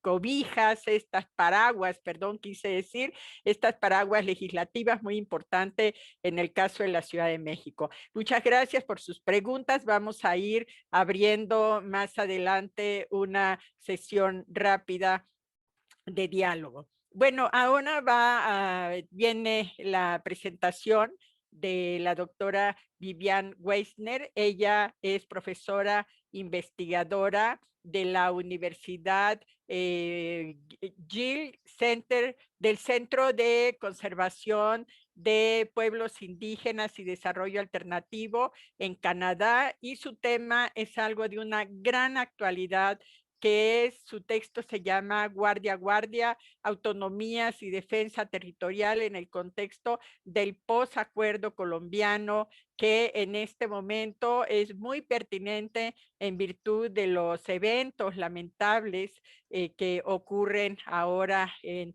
el hermano país. Así es que, Vivian, tienes 8 minutos para tu presentación. Sé que es poco tiempo, sobre todo porque tienes una presentación, pero bueno, muchas gracias por el esfuerzo. Quedamos atentos. Muchas gracias, Araceli, y todos y todas las editoras de este gran libro, por esta oportunidad de presentar las experiencias de las autonomías en Colombia, junto a las otras experiencias de mis colegas panelistas en este importante foro. Y quiero destacar de una, que las experiencias de las autonomías en Colombia que recojo se diferencian de las otras experiencias del libro por 3 razones principales. Una razón es por la coyuntura actual de violencias en Colombia. Colombia es reconocido mundialmente por ser el país más peligroso del mundo para los y las líderes sociales y de los pueblos, a pesar de los acuerdos de paz negociados entre el gobierno de Santos y las FARC. Hay un desangre y una nueva ola de violencia, especialmente en los territorios ancestrales estratégicamente posicionados y ricos en recursos de oro, entre otros recursos codiciados, tanto por los actores al margen de la ley como por empresas nacionales e internacionales. Y creo que todos han visto las imágenes del paro nacional que se vive en este momento, con una fuerte represión desde el Estado y señalamiento a líderes sociales como terroristas, ¿no? Se diferencia también mi capítulo de otros porque abarco a la autonomía o las autonomías en plural desde la perspectiva tanto de los pueblos indígenas como del pueblo negro, cuyos derechos territoriales colectivos están consagrados en el marco normativo de Colombia, aunque de manera desigual y discriminatoria. Y se diferencia porque profundizo el análisis examinando diversos momentos de una alianza interétnica innovadora entre el pueblo en Emberá-Chamí del resguardo colonial Cañamómolo-Mapieta en Caldas y las comunidades negras del Palenque Alto Cauca, quienes se aliaron hace 10 años para juntar fuerzas y tejer estrategias hacia la defensa territorial y la posibilidad de ejercer sus propios planes y proyectos de vida en medio del conflicto armado interno. No puedo profundizar en la historia y el contexto particular de ambos pueblos, pero es importante señalar que el pueblo emberachami es originario del área con el resguardo establecido en la época colonial ratificado en el 1627 y que la población negra del Palenque fue traída de la África para trabajar las minas de oro de los españoles en los 1600, es decir, mucho antes de la conformación del Estado colombiano. Y las experiencias vividas en ambos sitios son historias de un despojo continuo e intenso, con una criminalización de la minería ancestral que ejercen en ambos sitios. Y esta alianza interétnica se formó en parte para impulsar el reconocimiento de su propia minería ancestral como legítima y culturalmente importante, además de fomentar otras diversas estrategias de defensa integral territorial. Entonces, el análisis del capítulo se basa en etnografía de momentos vividos, talleres y entrevistas, además de documentos comunitarios, entre otras fuentes de esta colaboración y acompañamiento de largo aliento. Y quiero subrayar la paradoja o el gran dilema que se enfrenta al hablar de las autonomías en Colombia en esta coyuntura actual. Entonces, la pregunta que fundamenta todo el capítulo es: ¿cómo aferrarnos y cómo sostener a las autonomías tal y como se conciben desde los pueblos en medio de un conflicto armado interno extremo y violento? Y esta pregunta o desafío fundamental requiere a su vez profundizar otras. ¿Cómo se concibe a la autonomía desde los pueblos? ¿Cómo se compara con las concepciones estatales? ¿Y cuáles son los obstáculos para ejercer la autonomía? Y también cuáles estrategias se están generando para ejercer la autonomía de hecho. Y lo que evidencio y examino en este capítulo es el papel cada vez más importante de la Guardia Indígena y la Guardia Cimarrona, instituciones propias ancestrales no armadas, en defender los territorios ancestrales y ejercer la autonomía en esta coyuntura actual, y la difícil coordinación y desencuentros que experimentan con la institucionalidad estatal y con actores ajenos. Y lo que propongo es que el pensar y la praxis del resguardo y del Palenque hacia el fortalecimiento de sus mecanismos de autoprotección colectivos se puede ver como un giro que implica también colaboraciones interétnicas más estrechas en un esfuerzo por mantener la vida en todos sus sentidos, hacia el buen vivir, Ubuntu, la libre determinación y la autonomía. Entonces, muy resumidamente, las concepciones desde el Palenque apuntan a que la autonomía está en entredicho y en peligro de extinción, como lo sustenta el mayor Lisifre Ararat. Uno amenazado no tiene autonomía. La autonomía se ve limitada aún más por la discriminación estructural y el racismo, ya que la pobreza se agudiza en un territorio destruido por actividades ajenas, lícitas e ilícitas, donde se vive un confinamiento con pocos recursos para la supervivencia cotidiana. En últimas, la autonomía a la que apunta Lisi Frey y otros integrantes de Palenque es una autonomía que no es simplemente una propuesta política. Va de la mano de una cosmovisión, un mundo de vida, donde el cuidado autónomo del territorio permite la pervivencia a través del tiempo. Y esta autonomía está en peligro de extinción, especialmente en la coyuntura actual de posacuerdo, donde el Palenque es una de las zonas más calientes de toda Colombia, donde tienen presencia todos los actores armados legales e ilegales en una disputa territorial extremadamente violenta. Las concepciones sobre la autonomía en el resguardo Cañamomo apuntan directamente a la idea del gobierno propio y la idea de estadidad y soberanía. El exgobernador Héctor Jaime Vinasco describe a la autonomía como el cabildo que tiene el poder de definir sus propias leyes, de ejercer sus propios derechos, de tomar decisiones, el poder ejercer un escenario autónomo sin injerencia de nadie. Y como lo indica el plan de vida del resguardo, esta concepción de autonomía se fundamenta sobre los usos y costumbres ancestrales que se remontan a la época prehispánica. Pero ejercer esta autonomía, de hecho, ha sido un ejercicio mortal en el resguardo, con múltiples masacres, asesinatos selectivos y otras amenazas que se siguen dando. Y cabe destacar que es precisamente por los avances que ha hecho el Cabildo en defensa de su territorio jurídicamente, como esta sentencia que vemos aquí, la sentencia T530 del 2016, que brindó muchos elementos, incluso reconocimiento de la jurisdicción sobre la minería de oro, por ejemplo. Es por estos avances que se está viendo en estos momentos una nueva ola de amenazas contra los y las líderes ejerciendo control territorial. Entonces, pasando a las concepciones estatales de la autonomía, como muchos han dicho, estas no tienen nada que ver con las concepciones integrales arraigadas en la territorialidad, espiritualidad y ancestralidad de los pueblos. En el caso de los pueblos indígenas, el Estado ha enmarcado la autonomía en un concepto puramente administrativo y parcial. Y en el caso del pueblo negro, hay mucho camino que recorrer para reglamentar la Ley 70, que enmarca esta posibilidad. Desde el Palenque y el resguardo se ha avanzado en un amplio espectro de acciones autónomas y conjuntas para ejercer, de hecho, los proyectos de vida en ambos sitios. Pero en los últimos años, ambos el resguardo y el Palenque han hecho un esfuerzo tremendo de fortalecer su guardia indígena y cimarrona y sus mecanismos de autoprotección.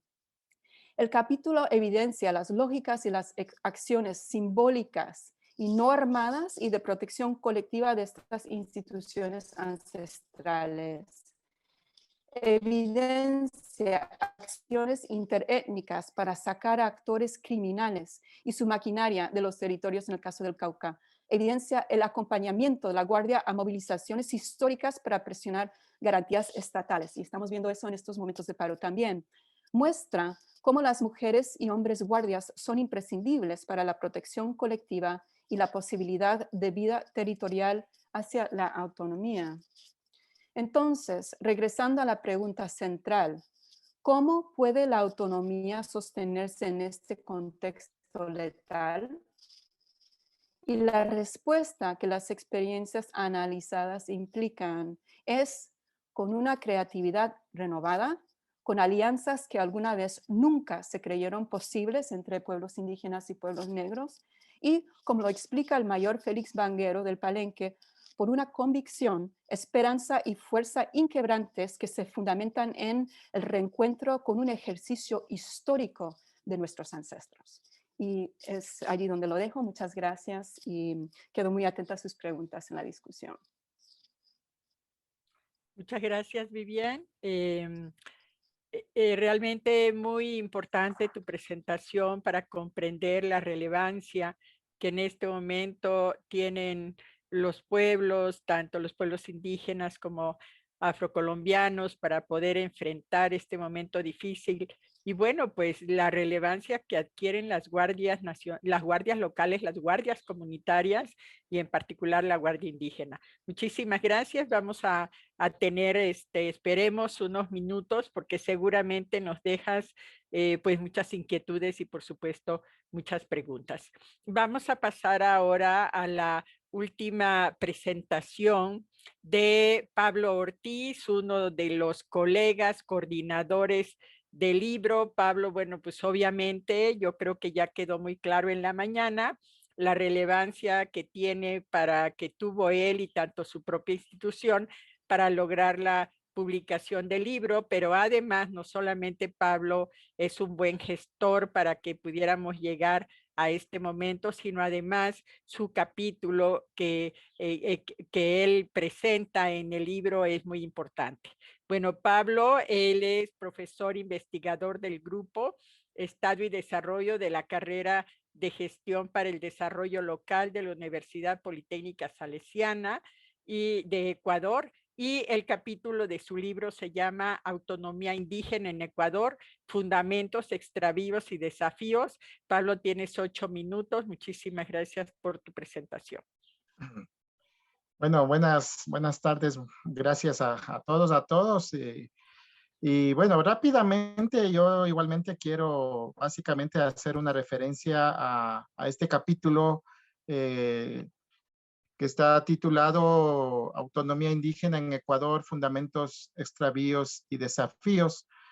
Obviamente partiendo de un contexto histórico de larga data, que tiene que ver con las relaciones desde el sistema colonial, luego el proyecto de creación de la República en el siglo XIX, hasta a lo largo de toda esta larga historia de exclusión, de sometimiento de los pueblos originarios, de los pueblos indígenas de esta parte andina y amazónica. En las últimas 3 décadas, obviamente, quizá para destacar esto, hay una etapa de ruptura, de interpelación al proyecto criollo de Estado-Nación, de cuestionamiento a sus fundamentos y de emergencia también digamos, de esta perspectiva etnocéntrica, antropocéntrica, ¿no? De este Estado, de la manera en cómo fue construido. Y obviamente también la demanda de reconocimiento de estos pueblos como sujetos políticos, sujetos de derechos, el reconocimiento de la legalización de sus territorios y dentro de esos derechos colectivos que forman parte de esta corriente, el movimiento indígena en Ecuador, del derecho a la autodeterminación y a la autonomía, ¿no? A este régimen de autogobierno. Sin embargo, luego de algunas, de 3 décadas, surge esta interrogante. ¿Qué elementos explican entonces la actual situación del derecho colectivo al autogobierno y a la autonomía de los pueblos y nacionalidades indígenas de Ecuador?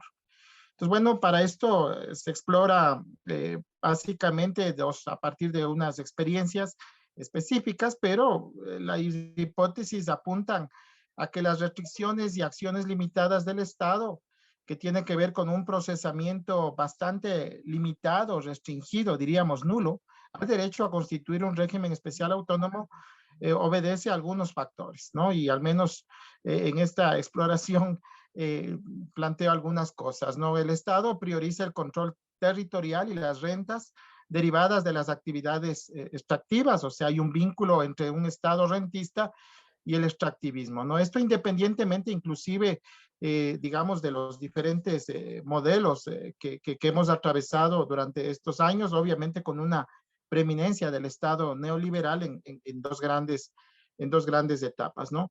Tenemos también la subordinación del Estado como un aliado del capital financiero y a las corporaciones multinacionales, en desmedro del rol de garante de los derechos individuales, colectivos y de la naturaleza, agravado en contextos neoliberales, pero como lo dije también en el otro contexto, digamos, de un gobierno como lo significó el gobierno de la Revolución Ciudadana, que se rigió ya con la nueva constitución, que justamente se va a definir como una constitución que reconoce el Estado plurinacional y se reconoce como una constitución garantista de derechos, ¿no?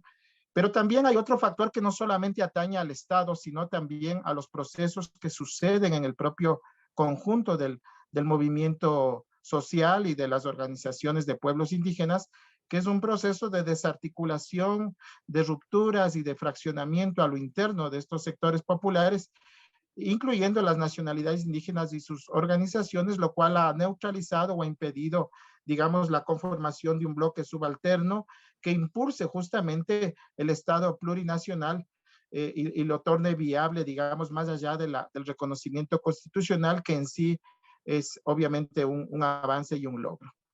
Para esto, simplemente vemos que en Ecuador se vive un escenario de múltiples experiencias de autogobierno. Yo simplemente voy a referirme muy rápidamente a 2. Había inicialmente incluso incluido un tercer caso en el artículo, pero por razones de tiempo, sobre todo de espacio también, no fue posible incluir el otro caso. Pero bueno, estas son iniciativas, unas que llevan por un camino de autarquía, reducido a la confrontación, a los modelos extractivos y a un repliegue muy defensivo y sin propuestas de control y autogestión de mayor alcance, ¿no? Tenemos también otras propuestas que tienen que ver con la captura y control de espacios de poder subnacional dentro del aparato estatal, que es un ingreso al campo político y al sistema político electoral, una opción que en los años 90, a mediados de los 90, justamente definió el propio movimiento indígena. Y también otros procesos que son de esta suerte de volver a significar y de volver a recuperar el sentido originario de los territorios, que incluye las memorias, las identidades, todo esto que está aquí sintetizado en reterritorialización desde los bordes, desde las subalternidades y desde abajo, ¿no? Como una antinomia al Estado y a los gobiernos locales. Pero estos procesos justamente son los menos visibles y los menos reconocidos. Entonces, en este marco, pues vemos que se enfrentan a paradigmas dominantes, modelos de desarrollo imperantes, transformaciones también culturales, ¿no? Un caso que es el caso que tomo de referencia está aquí en la Sierra Norte, en la zona andina, es del pueblo Cayambi, aquí en la provincia de Pichincha, en donde vemos un mosaico, por ejemplo, en este mapa elaborado acá por la universidad, en el marco de otros proyectos que tenemos allí, un proceso, por ejemplo, de fraccionamiento profundo de la tierra y de una imposición del capital agroindustrial y del capital ligado a la industria ganadera y a la industria lechera, ¿no? Entonces, esto, digamos, va a condicionar fuertemente también las posibilidades de recreación, de reproducción de la propia vida comunitaria, ¿no? De los cayambis, ¿no? Y aquí vemos que también se convive o se coexiste dentro de una gran paradoja entre un modelo neoliberal, modelo que regresa al país hacia ese eje primario exportador que lo vincula al mercado mundial, o sea, el mercado de las flores, por ejemplo, y las plantaciones florícolas dominan todo el uso de estos espacios y territorios, lo mismo que la actividad ganadera y lechera, ¿no? Entonces quedan unos pequeños espacios allí, digamos, en donde a pesar de todo, sin embargo, y esa es digamos, la riqueza del proceso, los cayambis de alguna manera están tratando de reivindicar y, digamos, es uno de los puntos, digamos, neurálgicos, claves del movimiento indígena en todo el país, la historia del pueblo cayambi, de su resistencia, de su proceso organizativo, de su proceso político, digamos, donde hay un legado de lucha, ¿no? Las primeras organizaciones indígenas, de hecho, nacen acá en la década de los años 30 y, digamos, a lo largo de todo el siglo XX hasta la actualidad, son una referencia obligada. Aquí, por ejemplo, una de los liderazgos que se advierten, que son varios, uno que quería destacar es de la gobernadora del gobierno comunitario, Pucará Pesillo, del pueblo Cayambi, en donde justamente ellos están hablando de que, bueno, a pesar del dominio de este proceso de desarrollo capitalista y demás, continúan resistiendo y tratando de revitalizar conocimientos que justamente dan pauta a digamos, lo que es esta vía comunitaria del ejercicio del autogobierno, del ejercicio del gobierno comunitario sobre la base de la recuperación de principios, digamos, culturales, de principios epistemológicos propios, ¿no? Un poco dentro de un proceso también de descolonización, ¿no? La otra ruta y que la decidió CONAIE en la década de los 90 es el acceso a estos gobiernos locales. Entonces hay varias experiencias, la última y la más reciente y que está vigente en estos momentos dentro del pueblo Cayambe es justamente la gestión, el gobierno municipal de Cayambe que empieza justamente como incluso modificando la denominación del propio gobierno como un gobierno autónomo, intercultural, plurinacional de Cayambe, ¿no? Y donde en articulación con el propio organización del pueblo, de la Confederación del Pueblo Cayambi, se establecen estos ejes de trabajo, ¿no? Fortalecer los mecanismos de participación ciudadana y rendición de cuentas, presupuestos participativos y obras para la congestión a través de mingas, el fomento de sistemas de producción alternativa y de valorización de saberes y la vigencia también de los derechos de la naturaleza. Eso ha llevado a varias experiencias. Yo solamente resalto en el artículo apenas dos. La una, esta experiencia vivida en torno a la creación del área de protección hídrica comunitaria Cayambi, que tiene que ver además con estos procesos de presión por los recursos que están en crisis. Uno de esos es el agua y también la presión por el agua, además absorbida, acaparada, por ejemplo, dentro de ese conglomerado de agroindustrias florícolas y también de la industria lechera, pero también, digamos, de las comunidades, ¿no? Que luchan, digamos, por este derecho reconocido en la Constitución, que justamente apelaban a reconocer la gestión comunitaria del agua, digamos, al margen ya de los modelos impuestos, ¿no? Pero también esta iniciativa de crear un área de protección hídrica bajo digamos, manejo del pueblo Cayambe, destinado a la protección del páramo y de las fuentes del agua, ¿no? La otra iniciativa tiene que ver también con el tema de los productores, de las economías familiares indígenas, de las comunidades familiares campesinas.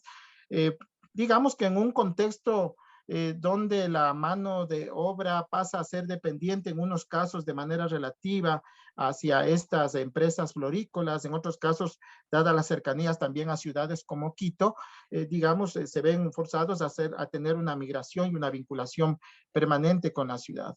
Es interesante en ese sentido este enfoque y esta articulación entre la perspectiva de la autogestión comunitaria y el impulso de estos procesos, digamos, de articulación de estas producciones agroecológicas, que además van a introducir otra perspectiva como la recuperación de semillas, la recuperación de saberes ancestrales y el papel de las mujeres productoras, por ejemplo, ¿no?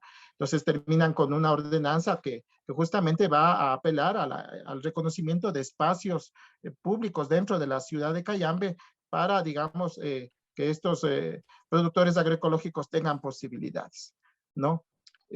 Bueno, hay obviamente problemas y experiencias, no es fácil, hay procesos de cambios culturales y lo cual también todavía hay unos desafíos permanentes que están dichos acá por la gobernadora, ¿no? La otra experiencia, que también voy a intentar hacerla muy rapidito, es la de los quichuas de Pastaza en la Amazonía Central, el mayor territorio indígena que existe acá en Ecuador, donde existen 7 nacionalidades, 2.900.000 hectáreas de territorios controlados por cada una de estas nacionalidades y con una larga historia de resistencia que obviamente se remonta al periodo colonial.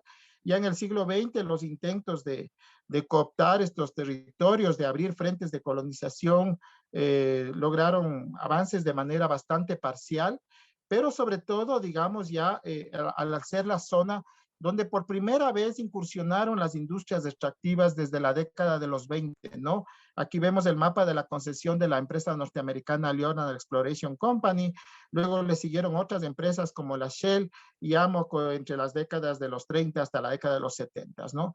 Justamente esas amenazas de la expansión de la frontera extractiva y de los frentes de colonización motivó el aglutinamiento, el surgimiento en la década de los 60 y 70, digamos, de esta Federación de Centros Indígenas de Pastaza, que se crea en la mediados de los 70 y digamos ya, y que daría paso también a la Organización de Pueblos Indígenas de Pastaza, OPIP, una de las también de los núcleos que daría paso también a la creación de la CONFENIAE, ¿no?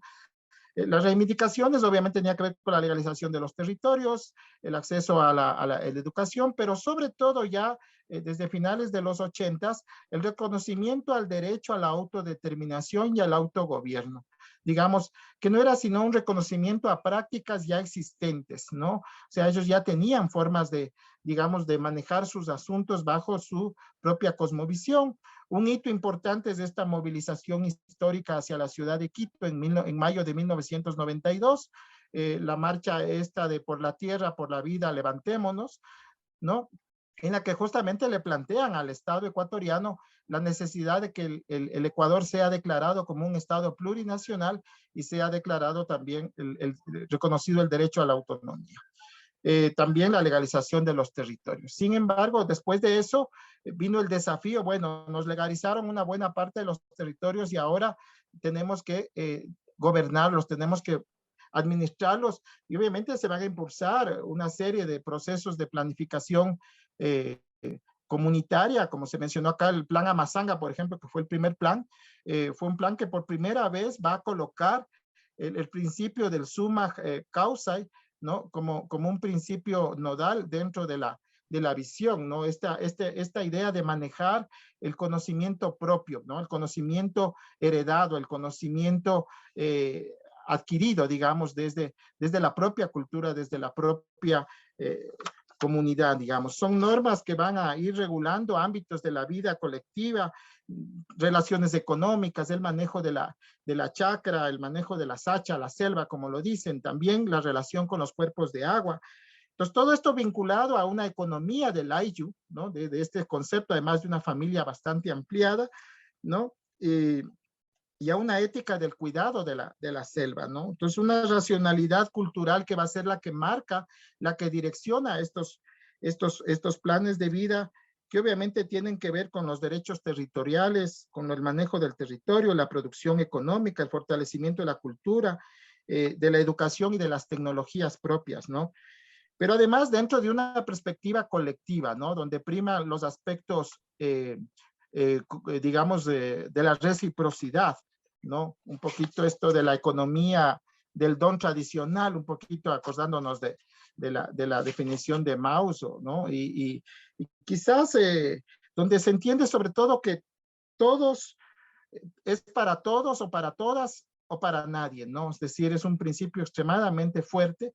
Y aquí una síntesis que nos plantea Alfredo Viteri Wallinga, el fundador y expresidente, también primer expresidente de la OPIP, donde un poco él sintetiza esta visión que tienen los quichuas, ¿no? Y esto que podríamos llamar este modelo local de naturaleza, digamos, en donde justamente es el fundamento de la propuesta autonómica, ¿no? O sea, una propuesta fundamentada en estos principios éticos, en estos códigos, en estas normas, en esta visión que contradice obviamente la perspectiva hegemónica, la perspectiva dominante. Estos han sido procesos que obviamente se han dado en medio del asedio del Estado y de sus políticas de extracción y de explotación de... Pablo, vamos cerrando. ¿no? Ya. Sí, entonces en eso ha derivado en conflictos, digamos, y las demandas autonómicas en este sentido, a pesar de ser reconocidos ya en la Constitución del año 2008, digamos, han tenido severas dificultades de diferente orden por el lado del Estado en cuanto a las, digamos, ambigüedades jurídicas que contiene la norma en la propia Constitución y en el Código Orgánico de Ordenamiento Territorial y Descentralización, pero también en la variable política, la falta de voluntad política y la falta de comprensión política por parte de las propias entidades estatales, ¿no? Entonces, en ese sentido, estos procesos no han sido reconocidos por el Estado. Ha habido muchas dificultades, incluso a nivel subnacional, los propios gobiernos locales les ha costado, digamos, reconocer la validez de estos procesos de planificación, ¿no? Lo cual obviamente no, digamos, lleva a que estas normas vayan a ser consideradas inválidas. Hay un avance, sin duda, que tiene que ser reivindicado, reconocido, porque también es el resultado de una larga lucha como el que se dio en la propia Constitución, ¿no?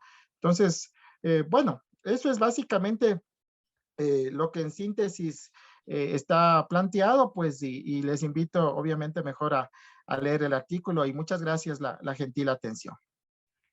Muchísimas gracias, Pablo, con esta presentación súper completa que nos muestra, pues, este sujeto que desde los años 70 estaba ya pujando por el reconocimiento de sus derechos, que fue el Congreso de Quito, fundacional a procesos que luego dieron lugar ya luego en los años 80, 90, hasta nuestros días, de tal forma que este recorrido nos muestra justamente a este sujeto, pero al mismo tiempo el hecho que lo hayas comparado, estos son justamente las riquezas del volumen, porque no solamente los textos en sí mismos, que son 21 capítulos, nos permita mostrar la diversidad de las luchas autonómicas, de los procesos autonómicos, de los sujetos autonómicos, sino además las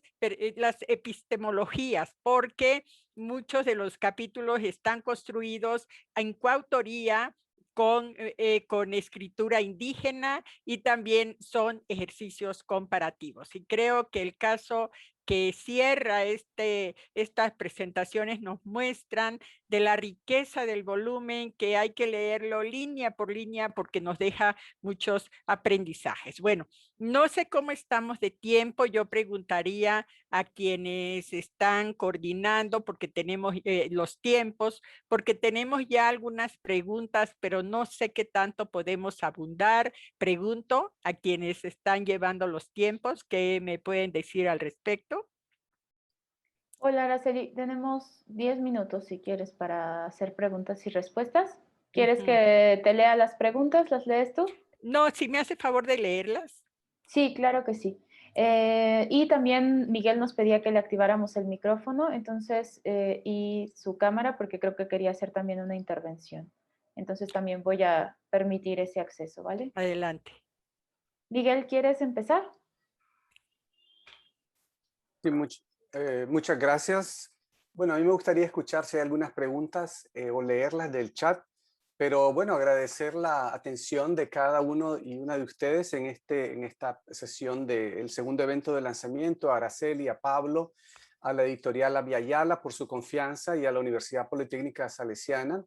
Nos encantaría, obviamente, que compren el libro o que lo descarguen según su opción. La versión impresa está disponible en venta, ¿verdad? Creo que a través de la editorial Abya-Yala se puede enviar a, entiendo, cualquier parte del mundo.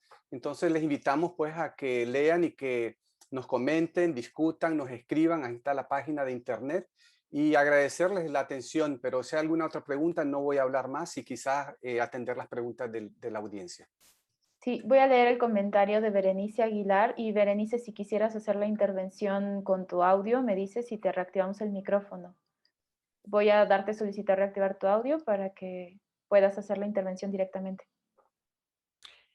Bueno, creo que por aquí hay una pregunta respecto al tema de si la participación ciudadana podría ser un equivalente de autonomía, si se relacionan o no. Me parece que la presentación de Pablo nos da algunas respuestas de que, bueno, las formas de participación ciudadana están allí, como la experiencia de Ecuador fue incluso una línea política del gobierno, por ejemplo, de Correa, pero claramente no son lo mismo. Y según la experiencia que nos están dando acá los ejemplos, hay al contrario una preocupación por la regulación. Aquí claramente las experiencias muestran el Estado cuando entra a regular, y cuando entra a regular, regularmente constriñe, acota y le pone cerrojos. Esa es la lógica de los capítulos que están acá, y más bien es la exigencia de la nación One Piece, que dice: Estado, reconócenos como somos, y que luego nos dice Pablo justamente eso: estamos pidiendo el reconocimiento de lo que somos y como somos. Es decir, todo este debate que ahora está a discusión en Chile, ¿cómo se va a configurar el Estado plurinacional?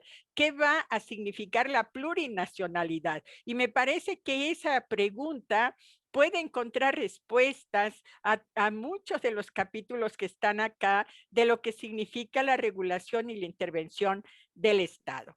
Yo no sé, para no meterme en la complejidad de las preguntas, porque son varias, si alguien de los ponentes o de las colegas quiere agregar algún comentario que dé respuesta a las preguntas que están acá. Marifer, ¿quieres leer nada más para una respuesta? A ver, Marifer, solo para darle... Sí, adelante.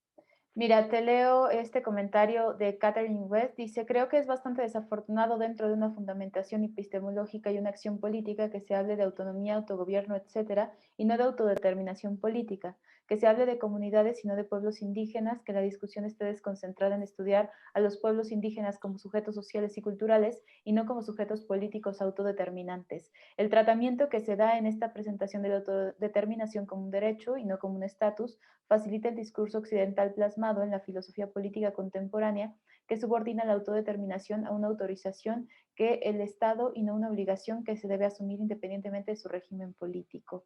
Leo los comentarios rapidísimo y ya ustedes hacen la intervención de todos. Luego, más arriba también nos comentaba Ángel Lupercino, que me parece es la que leíste, Araceli, la cultura es la libertad, la cultura tiene libertad. ¿Por qué la libertad no tiene derechos al momento que el ciudadano manifiesta su expresión de participación? Lo de participación ciudadana. Berenice Aguilar, que de nuevo le puedo abrir el micrófono si lo desea, dice: los desarrollistas inmobiliarios y los alcaldes de la Ciudad de México pasan por encima de los barrios de los pueblos de la ciudad, no respetan a los pueblos ni a sus barrios, ya que lo que cuenta e interesa prevalece es la derrama económica de la aplastante construcción desmedida de los desarrollistas apoyados por los alcaldes que se llevan su propia tajada. Y bueno, hasta aquí lo que tengo por acá escrito. Me parece que tengo una pregunta más. Sí, creo que esas son todas.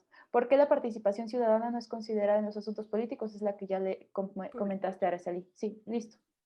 Bueno, tal vez sí, para quien comentó el de que no consideramos tal o cual cosa, sí invito a la lectura a la compañera o compañero, porque el libro son 700 páginas y tiene una introducción donde, si bien es cierto que nosotros, nosotras, quienes escribimos, centramos en las categorías de autonomía y autogobierno. Sin embargo, claramente desde la introducción nosotros decimos el derecho madre es el derecho a la libre determinación.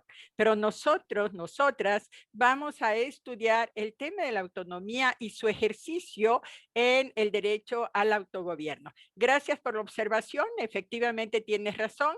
Es todo un campo semántico de conceptos, de categorías, de temas, y claramente se manifiesta y se materializa en las distintas experiencias que aquí se han estado entrelazando, pero yo creo que sería, dada la complejidad de tu observación, te invitamos a una reseña, porque creo que es importante polemizar para que podamos ir avanzando en estas pequeñas semillas de la siembra colectiva que significa la autonomía o las luchas autonómicas, que hay que decir que también están escritas en una gramática desde la perspectiva de los propios pueblos indígenas. No sé si alguien más de mis colegas quiere responder, sobre todo de quienes expusieron.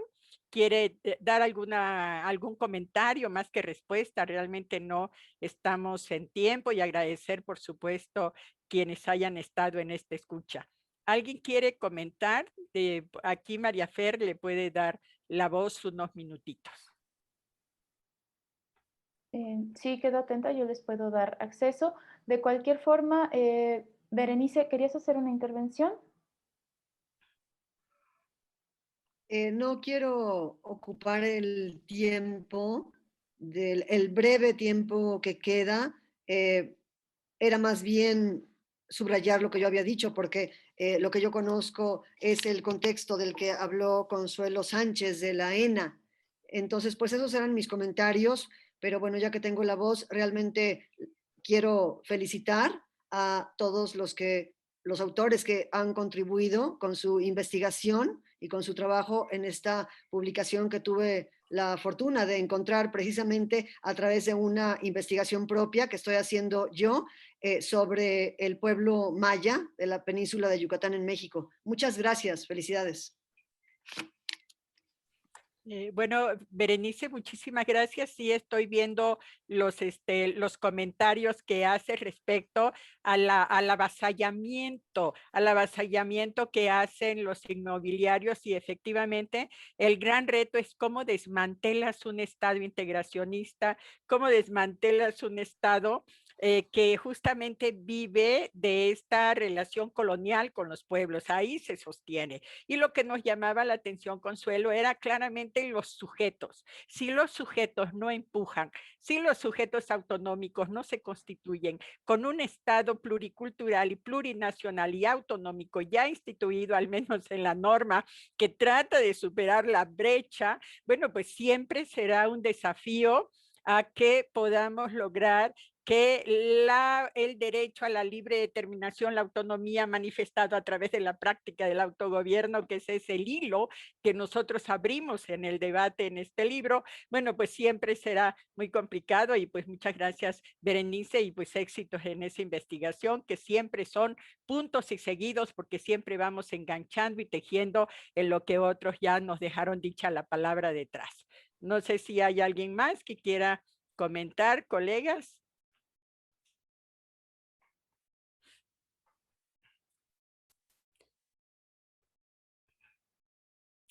Miguel, porque tú unos minutitos te quedaron libres. Y si puedes ir cerrando, no sé, Pablo, ¿cómo ves? ¿Quién cierra? Miguel, Pablo. Adelante, Pablo.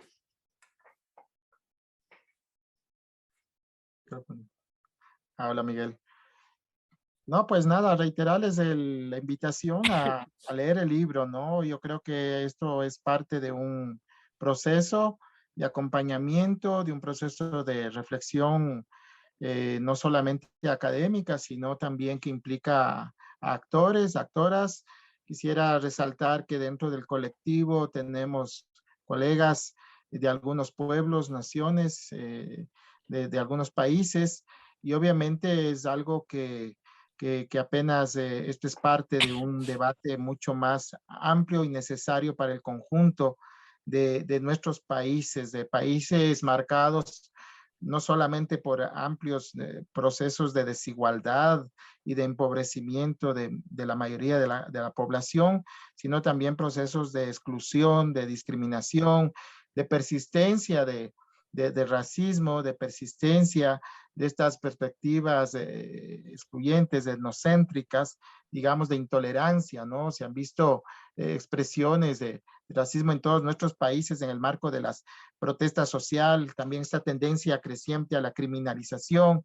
Yo no aludía que en las experiencias de Ecuador también, obviamente, no están exentas para nada dentro de estas confrontaciones entre procesos, digamos, de autogestión, procesos de autogobierno de los pueblos y nacionalidades y el enfrentamiento al Estado, ¿no? Que en el caso sobre todo amazónico muestra sus dientes, muestra sus músculos, ¿no? Y se le ve el rostro mucho más represivo del Estado que claro, acá en conglomerados como la ciudad o en la sierra, digamos, hay mucho mayor simulación de eso, ¿no? Pero bueno, hay muchos elementos y yo les agradezco más bien a todas las personas que se han conectado esta tarde, que nos han acompañado y invitarles, ¿no? A que también puedan abrir estas páginas y podamos seguir contribuyendo dentro de esta producción de conocimiento y de discusión sobre nuestras realidades. Pues bueno, pues yo no sé si ya vamos retirándonos, agradeciendo su escucha, agradeciendo su inteligencia puesta aquí en los comentarios, las voces de las compañeras que presentaron sus capítulos, compañeras, compañeros, y los invitamos a varias cosas. Primero, a la tercera presentación, que será próximamente, ya les estaremos notificando. A nosotros nos parece muy importante que sean las y los autores en sus propias voces quienes presenten sus capítulos y también que sean espacios abiertos de diálogo y que también los invitamos a que compren el libro. Siempre es bueno tener un volumen en biblioteca. Las ligas tienen vida, no sabemos si 20 años, pero tienen vida, entonces también los invitamos a que bajen la Liga del Libro. Es un libro que realmente pensamos nosotros que va a tener un aporte importante en este momento cuando veíamos cómo está avanzando el proceso chileno y que el debate de la plurinacionalidad irrumpe. Nosotros sentimos una gran satisfacción. Tenemos un capítulo de nuestro colega José Marimán sobre precisamente la coyuntura del pueblo mapuche. Él no está ahora, pero esperamos que en la próxima pueda exponer esto porque gana una gran actualidad. Es decir, claramente lo que pasa en Colombia, lo que pasa en Chile, lo que ocurre en México es de una gran actualidad y en ese sentido el libro siempre es un punto y seguido para seguir tejiendo. Esperamos que podamos tener vida 10 años adelante para poder hacer el volumen 3 de esta historia que no tiene fin mientras persistan las relaciones coloniales y no exista esta descolonización anhelada. En fin, pues aquí dejo mi palabra. No sé si Pablo cierras, por favor. Quisiera que la Moni Ruiz, tal vez para formalmente de parte de la Universidad Politécnica Salesiana, ¿no? Sí. Con mucho gusto. Bueno, desde la Universidad Politécnica Salesiana del Ecuador agradecemos mucho las voluntades recogidas y los anhelos recogidos en este libro. Para nosotros es una alegría haber contado con la presencia de todos esta mañana. Les mandamos un abrazo y esperamos verlos físicamente pronto. Un abrazo para todos.